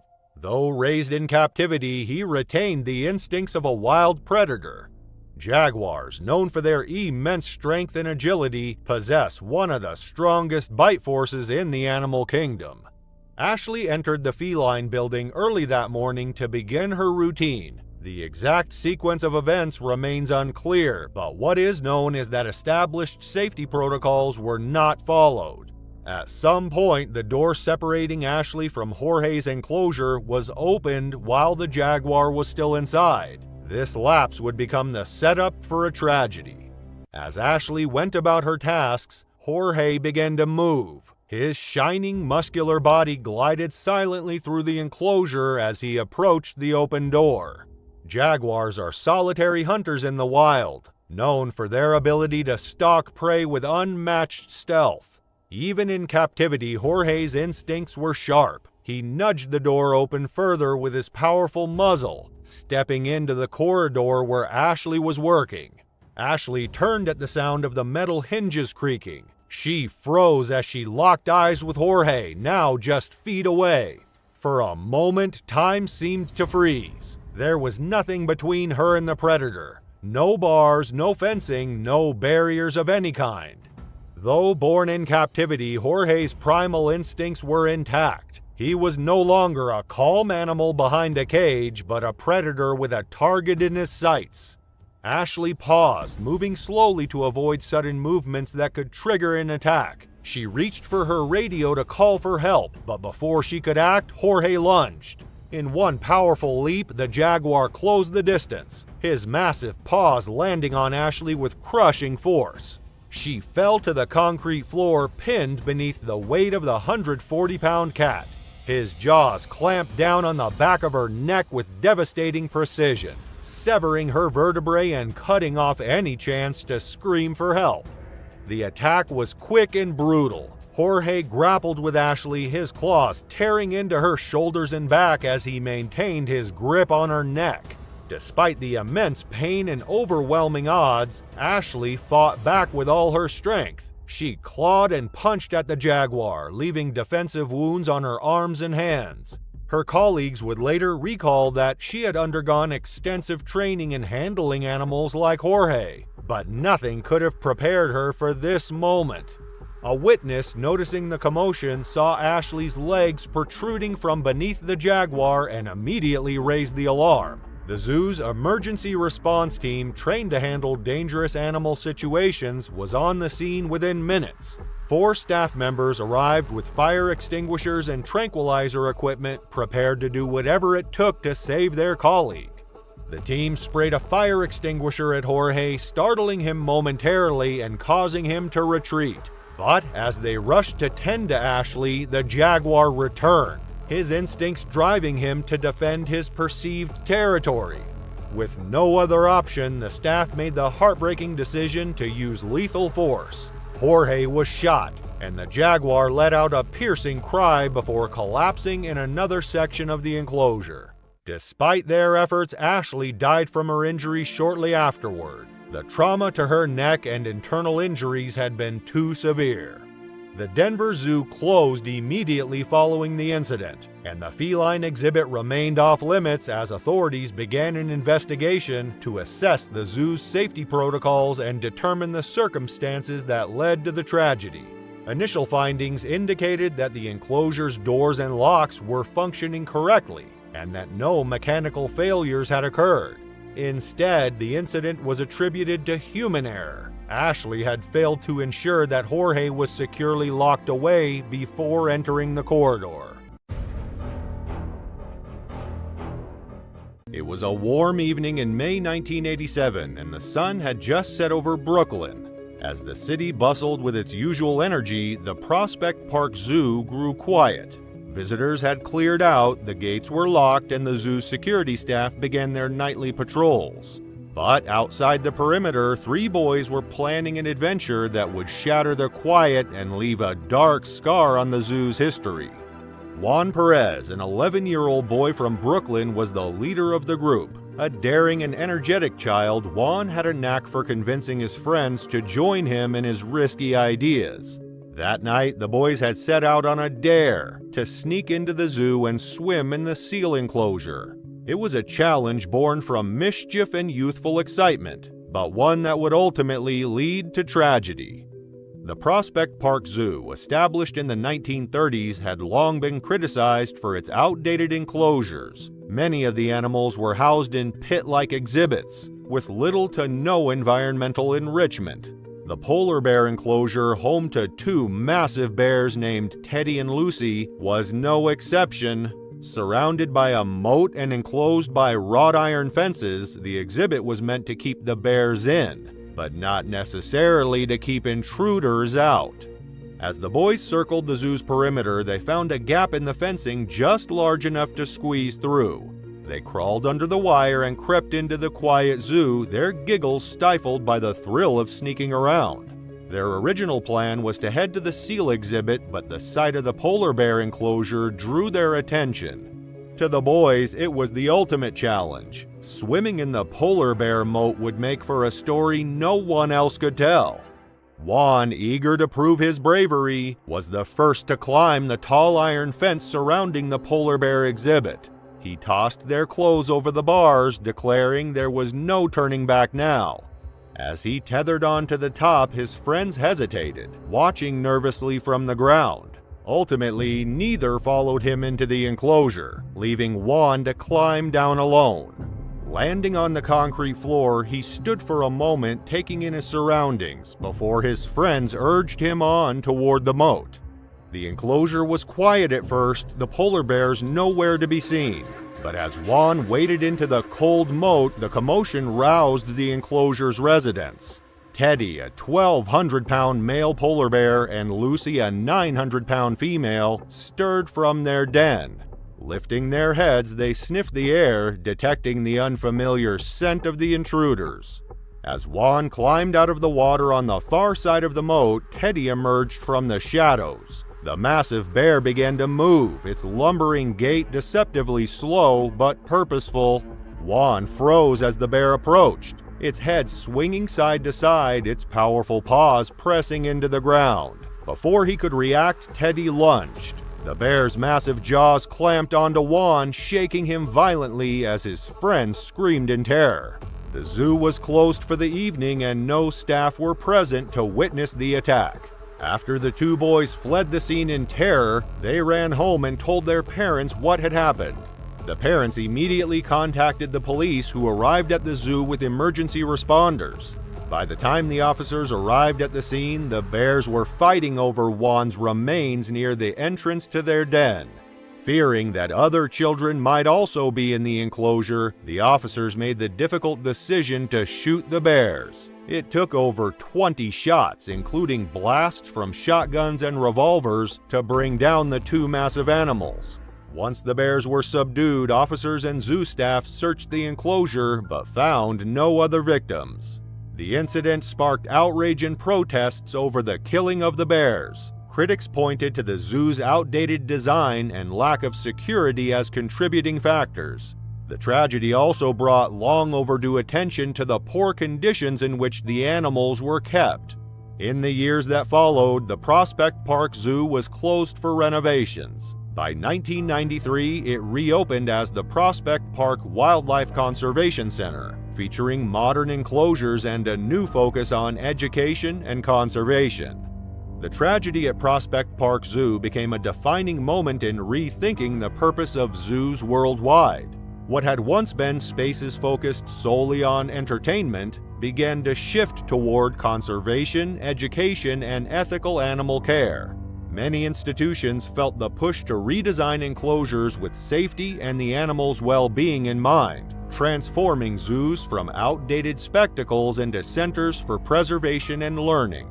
This evolution not only redefined the visitor experience, but also showed a shared responsibility to protect and respect the natural world.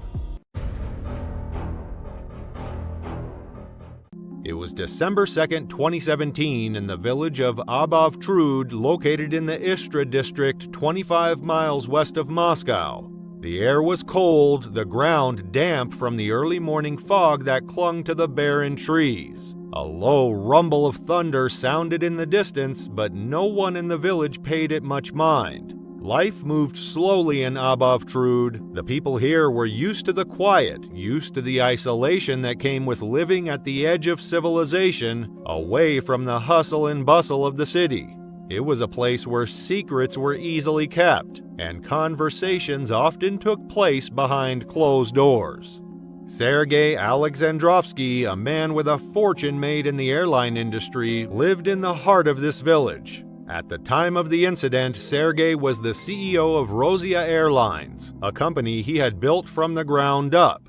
But beyond his business dealings, Sergei had another passion: animals. In the early 2000s, he had built a private zoo at his home, a menagerie of exotic creatures that was open to select visitors. It wasn't a grand zoo by any means, but more of a collection of animals housed in small enclosures, their cages barely large enough for the creatures inside. A lion, a tiger, and a black panther were among the most notable residents. The zoo had become something of a local curiosity, although most villagers had grown accustomed to the sounds of the animals: the distant roar of the lion, the unsettling grunting of the tiger pacing back and forth.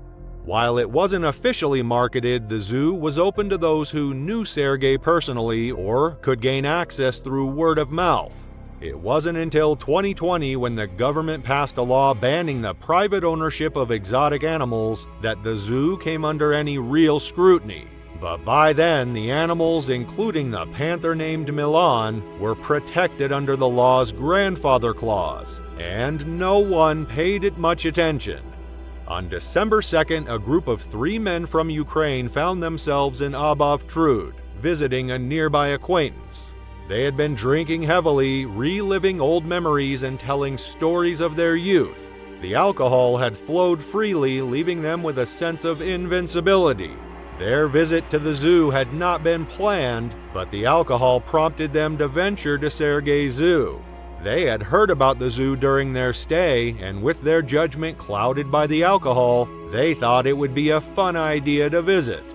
It was late afternoon when they arrived at the cage of Milan, the black panther. The animal lay lazily on a wooden perch, its glossy black coat almost blending into the shadows.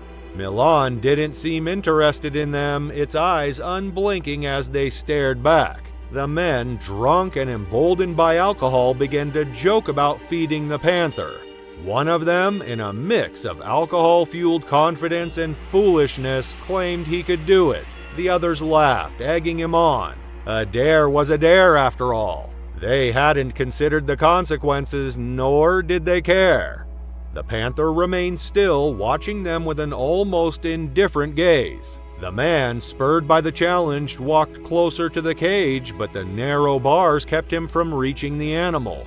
The lock on the gate was secure, but that didn't deter him. The alcohol had dulled his judgment, and he felt an inexplicable surge of bravado.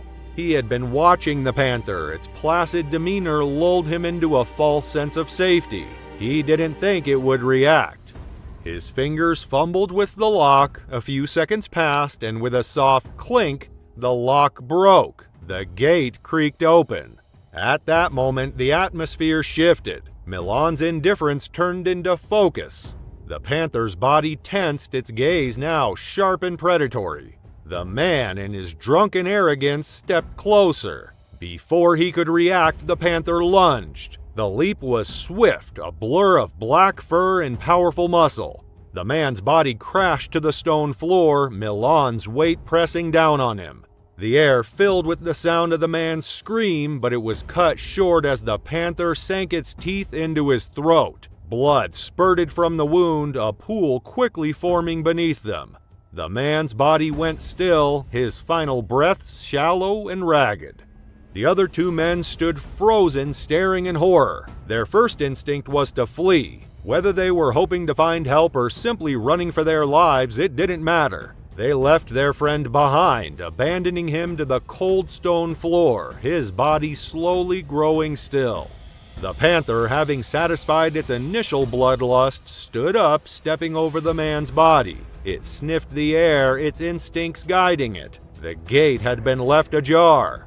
The panther moved carefully, stepping out into the open air. It hesitated for a moment, uncertain of its surroundings, but then, with a graceful movement, it slipped past the gate and into the wild, its steps silent but deliberate.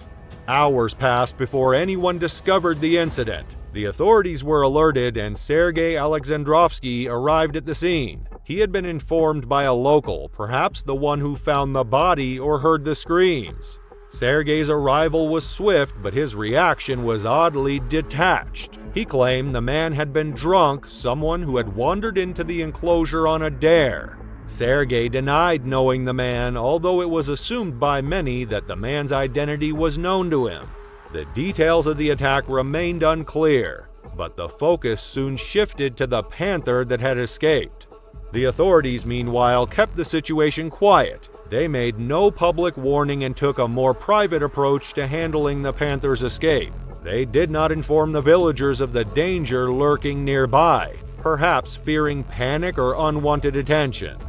As the hours passed, some villagers began to worry about the possibility of the panther being nearby. Children had been playing outside, unaware of the danger. People had been walking their dogs, oblivious to the fact that a predator had slipped past the gate. It wasn't until much later that the panther was found, hidden beneath a thicket of brush, its eyes wary and alert, its muscles tensed as it adapted to the unfamiliar terrain. The authorities managed to recapture it, but it had been hours since the attack. During that time, it could have been anywhere. Sergei, ever the protector of his animals, insisted that the panther should not be put down. The local reaction, however, was one of anger. The zoo, still open for business, became a symbol of fear and frustration in the community.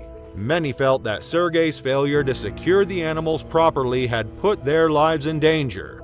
There were whispers of how, had Sergei himself been the victim instead of the Ukrainian man, perhaps the zoo would be shut down and the neighborhood would be free from fear. It was a peaceful morning on March 18, 2017 in South Africa's Free State province. The sun rose steadily over the sprawling grounds of the Tiger Canyon Wildlife Reserve, casting a warm glow across the savanna. 3-year-old Jacob Peters Jr., with his bright blonde hair and infectious curiosity, was already outside, absorbed in a game with his favorite toy trucks. Jacob was the heart of his family, a lively and adventurous child who loved spending time outdoors. For the Peters, life on the reserve was a perfect mix of work and nature, but that morning would take a deadly turn no one could have foreseen. Tiger Canyon, established as a pioneering wildlife reserve, was renowned for its innovative approach to big cat conservation. Located in South Africa's Free State province, the reserve was a brainchild of acclaimed filmmaker and conservationist John Vardy. Initially founded to support the conservation of Bengal tigers, an endangered species native to Asia, the reserve soon expanded its efforts to house and protect a variety of big cats. Lions, leopards, and cheetahs found refuge within its sprawling, meticulously designed enclosures, which stretched across hundreds of acres. Tiger Canyon became a global leader in blending conservation and ecotourism, drawing visitors from around the world to witness these majestic creatures in semi-wild conditions. The reserve prided itself on its commitment to safety, employing strict protocols and advanced enclosure designs to minimize risks for both animals and humans. However, the events of the previous night revealed the fragility of even the most carefully maintained systems. During an informal after-hours gathering involving staff and visitors, a critical mistake was made. One staff member tasked with retrieving supplies late in the evening failed to properly latch the gate to the cheetah enclosure. Though the gate appeared closed, it was left unsecured, allowing one of the reserve's cheetahs to push it open and venture beyond the confines of its habitat. Unnoticed in the darkness, the animal roamed freely across the grounds, its instincts sharpening as the night wore on. By morning, the predator was dangerously close to the human-occupied areas, setting the stage for a devastating encounter. As Jacob Sr., the father, left to feed the tigers on the other side of the reserve, Sophie Peters prepared breakfast in the kitchen, leaving her young son to play on the grass outside their bungalow. The family, familiar with the routine safety of the reserve, had no reason to suspect any danger. Meanwhile, the escaped cheetah, curious and driven by instinct, prowled the grounds unnoticed. Its sharp senses led it toward the sounds and smells of human activity, and its gaze fell on Jacob Jr., who was happily engrossed in his game. The cheetah approached silently, its movements calculated and precise. Jacob, unaware of the predator closing in, continued to push his toy truck through the dirt, singing softly to himself. With a sudden leap, the cheetah pounced, pinning the boy to the ground. Its claws sank into his small frame and its powerful jaws clamped onto his neck. Jacob screamed, the sound cutting through the quiet morning air. Sophie, hearing her son's cries, rushed outside. What she saw stopped her cold. The cheetah was on top of her son, its jaws locked around his neck. She screamed for help as she ran toward them, her heart pounding in terror. A nearby gardener, alerted by her cries, sprinted to intervene. Without hesitation, he grabbed the cheetah, managing to force it off the child. The cheetah snarled and resisted, but eventually fled into the bushes, disappearing from sight. Jacob lay on the ground, blood pooling around him. Sophie knelt beside him, desperately applying pressure to his wounds to stop the bleeding. The gardener called for emergency assistance, and within minutes a helicopter arrived to airlift Jacob to a hospital in Bloemfontein, the nearest city with advanced medical facilities. At the hospital in Bloemfontein, doctors and nurses immediately began treating Jacob's severe injuries. The most critical wound inflicted by the cheetah's powerful jaws had caused extensive damage to his neck, severing vital arteries and cutting off oxygen to his brain. Despite intubation and efforts to stabilize him, the trauma had already caused irreversible brain damage. Over 48 agonizing hours, the Peters stayed by Jacob's side as specialists worked tirelessly, though his condition showed no signs of improvement. The lack of oxygen had caused severe brain swelling, leaving no hope for recovery. On the third day, the family made the heartbreaking decision to remove him from life support. Surrounded by his grieving parents, Jacob passed away peacefully, leaving behind a family forever changed by the preventable tragedy. In the aftermath of the tragedy, Tiger Canyon implemented stricter safety measures, ensuring that all enclosures were secured with spring-loaded latches. The staff member responsible for the unlatched gate faced disciplinary action and was later charged with involuntary manslaughter, but avoided imprisonment due to the unintentional nature of the oversight. The Peters, unable to bear the constant reminders of their loss, left the reserve. For them, Tiger Canyon would forever be associated with the tragic death of their beloved son. It was a bright summer afternoon at the local zoo, where the sounds of children's laughter and the distant calls of animals filled the air. Natasha Lee, a 22-year-old handler, had always found solace among the creatures she cared for. Her dream, born from childhood visits to the zoo, had come true when she was hired as a full-time handler. Over the years, she had worked with a variety of animals, but there was one she had formed an unbreakable bond with: Walter, a 10-year-old chimpanzee born at the zoo. Walter was no ordinary chimp. Unlike the aggressive reputation his kind often carried, he was gentle and playful, always eager to interact with visitors. Natasha had raised him from infancy after his mother died of an unknown illness when he was just a baby. She spent countless hours with him, talking, playing, and forming a bond that was nearly inseparable. As he grew, Walter became the zoo's main attraction, drawing crowds with his friendly antics. His behavior defied the natural tendencies of his species, and he was adored by staff and visitors alike. Over time, Natasha and the other staff grew complacent in their belief that Walter's gentle nature made him immune to the violent tendencies typically seen in chimpanzees. They trusted that their bond would keep him in check. But beneath the surface of Walter's calm demeanor, the instincts of a wild creature remained. The balance between human and animal was always fragile. One afternoon, a routine visit to Walter's enclosure turned into a nightmare. Natasha, busy tending to other animals nearby, was unaware that Walter had managed to break free from his pen. Chaos erupted. The sound of screaming filled the air as Walter, agitated and disoriented, began rampaging through the zoo. Visitors ran in all directions, seeking refuge as Walter threw objects and charged at anyone in his path. His once playful eyes were now wide with confusion and rage. When Natasha heard the commotion, she rushed toward the noise. She found him standing in the middle of the path, his eyes fixed on her, recognition flashing in them for a brief moment. But something had changed. The calm, playful companion she had known for years was gone, replaced by a ferocious animal.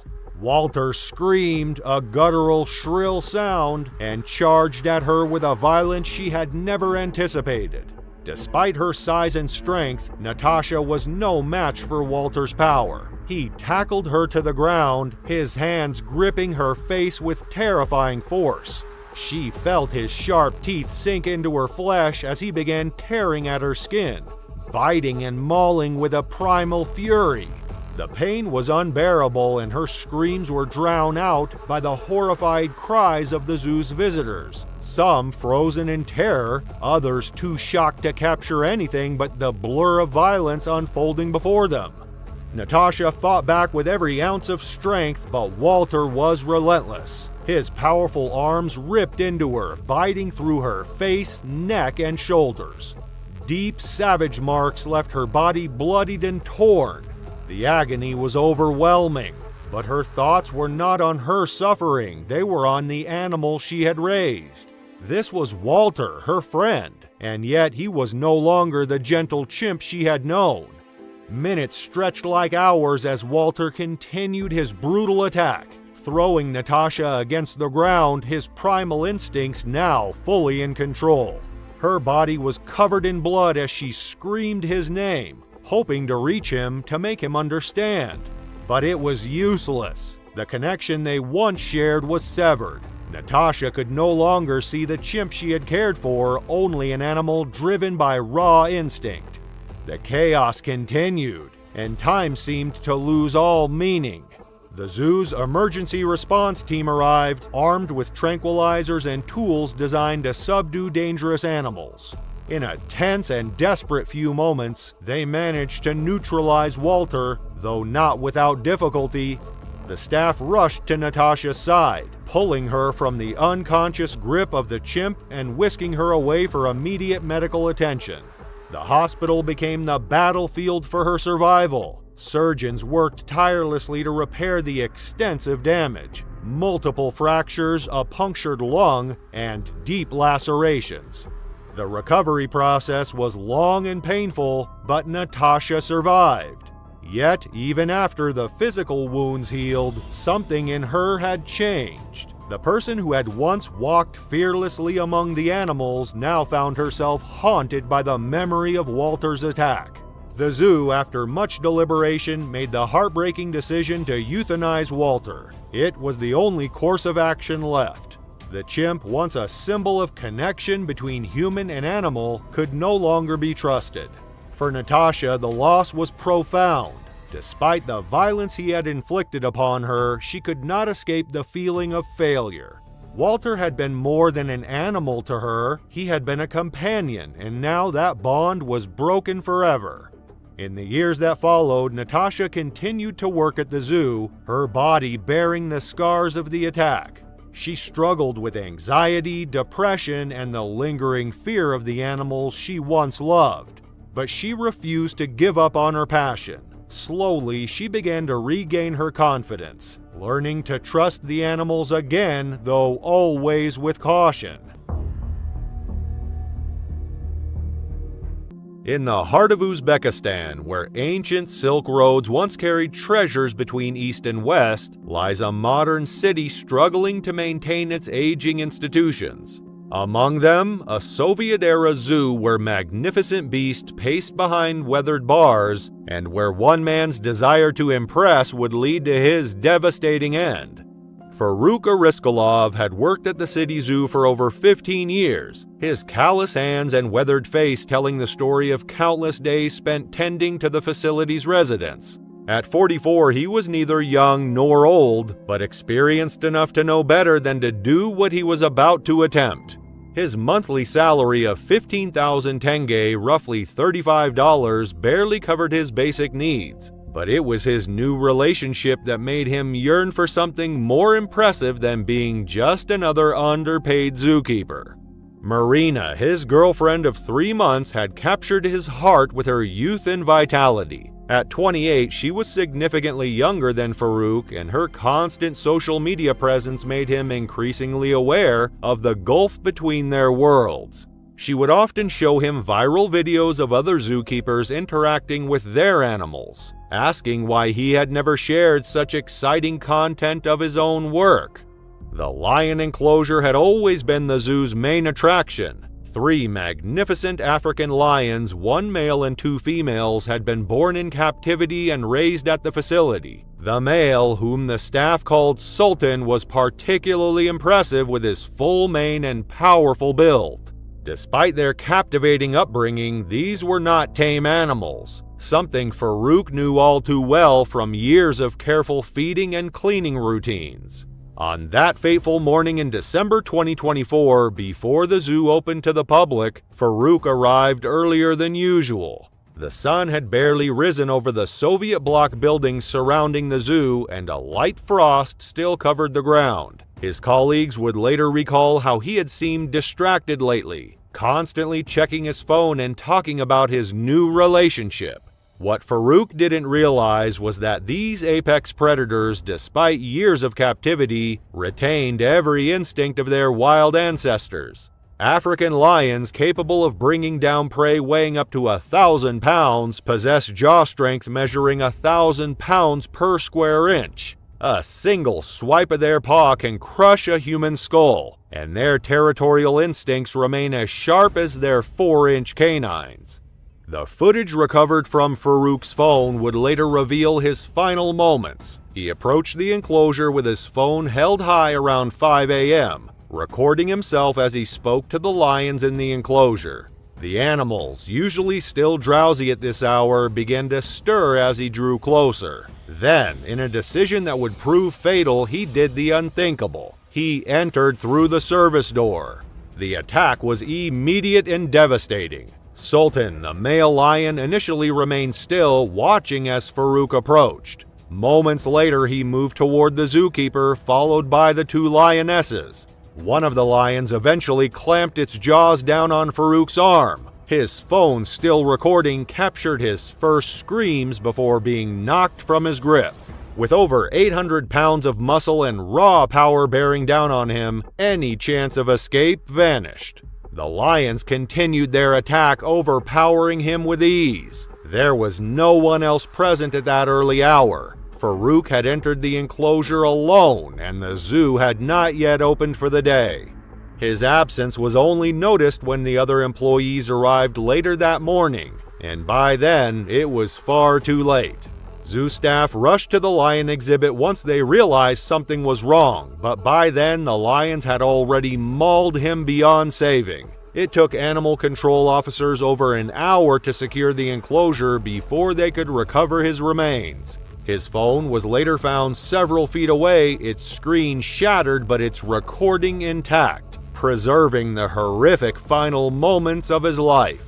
The tragedy quickly gained international attention, with media outlets worldwide reporting on the shocking incident. News platforms highlighted growing concerns over zoo safety protocols and the dangers of close human interaction with wild animals. The footage of Farouk's final moments, which surfaced online, became a focal point of discussion about the risks zookeepers face, fueling debates on whether stricter regulations should be implemented. Thanks for watching these chilling stories of zoo animal attacks. If you're interested in more real-life encounters with wild animals, we've got plenty more waiting for you. Just click the video on screen now, and we'll see you there.